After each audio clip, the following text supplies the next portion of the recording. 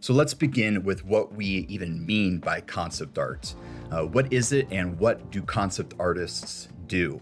But more important than any specific style or level of refinement is the reason why that artwork is being made in the first place. Let me show you what I mean. Let's talk a bit about gathering reference for your design. And here are some mood boards I made for past creature concepts.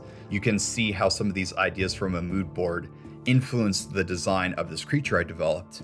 With that said, I think it's time we put all this into practice.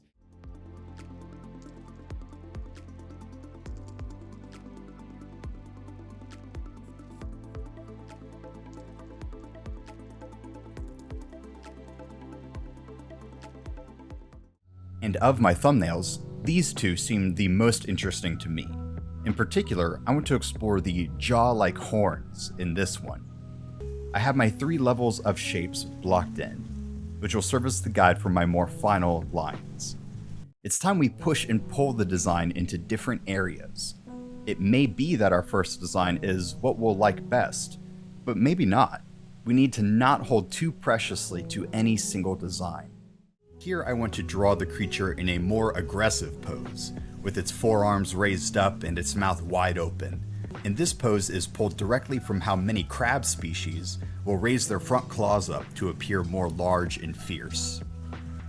So I continue to go around the design, adding more detail into my secondary shapes, adjusting proportions where need be, and getting the additional spikes on the limbs.